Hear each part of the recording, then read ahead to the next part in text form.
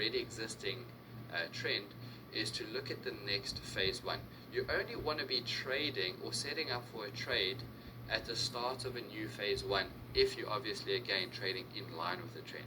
You don't want to be trading at the end of a phase one, right? I mean, there's no point in that, because then you're going to be caught out by the pullback that forms the phase two. You don't want to risk that. You always want to start a new trade or look to trade at the start of a new phase one. That's what's very important to us. So if we look at the beginning of a new phase one, which is essentially this level right here, you can actually see a very clear-cut example of a V formation. Remember the V formation from lesson 4? We actually covered that in extensive detail. We went over a few examples.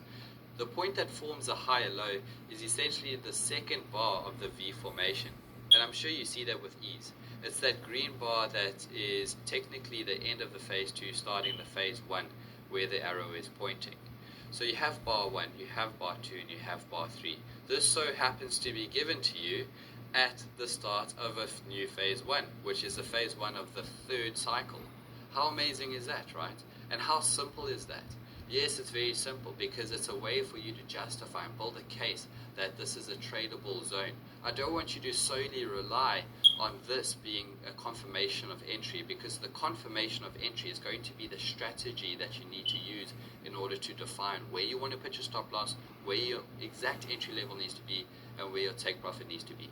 But this is how I would go about justifying a potential setup, building a case, as I said in lesson 4, like a lawyer does. A lawyer doesn't go into court and just talk willy-nilly about why he or she needs to defend the person in question. They build a case to justify an argument.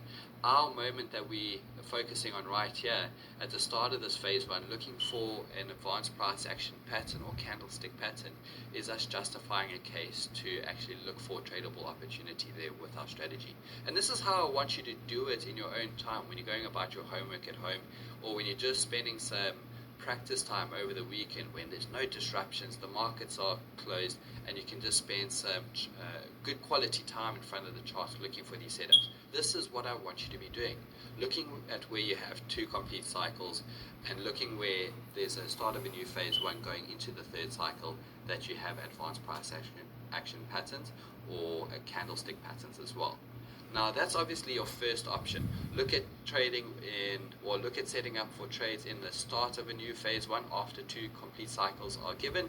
And the second option would be to wait for a previous high to be taken out. Now the previous high in question here is the high of the second cycle. So again, you need to wait for the completion of 2 cycles to define the fact that you're in an upward trend. And the moment that happens, then wait for the high to be taken out during the next phase 1, which happens right here. This big green candle is actually responsible for taking out the previous high. And we're talking about a horizontal scale here, right? So that if you look at the HH high, this green candle absolutely annihilates it. It moves higher than it on a significant level and confirms the moment it closes that that high has now been broken, and that a new phase 1 is in extensive swing to the top side. Alright, so what I want you to consider here and remember is the fact that you have 2 options to look at trading or setting up for potential trade. And it's at the start of a new phase 1, or your second option is at the moment a previous high is taken out, you can then look for price action confirmation, which we do get in this situation as well.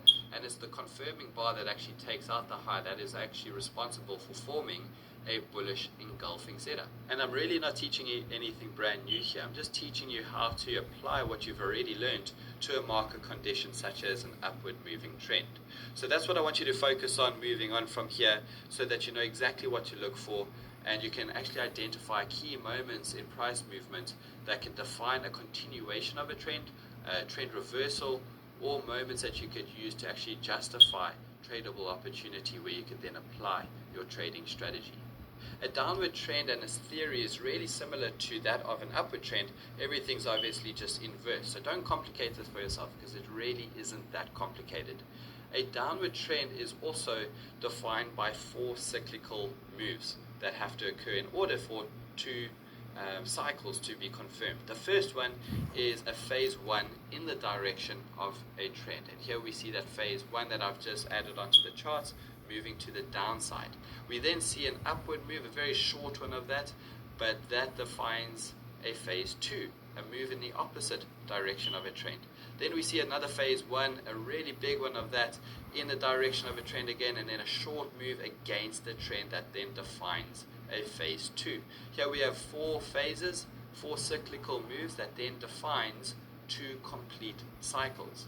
And with these 2 complete cycles formed, we then see another continuation of that trend. Actually, how amazing is that? It really unfolds with very, very, very interesting momentum to the downside, and in a very short phase 2 that ends that downward momentum.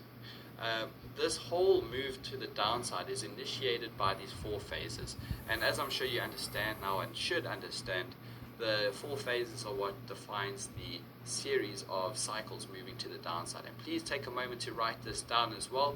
I can't care how many times you have written it down. Every opportunity I get to remind you of this, I'm going to, as I'm sure you would appreciate though. A series of lower highs and lower lows in cyclicity is what defines a downward trend. A series of lower highs and lower lows in cyclicity is what defines a downward trend.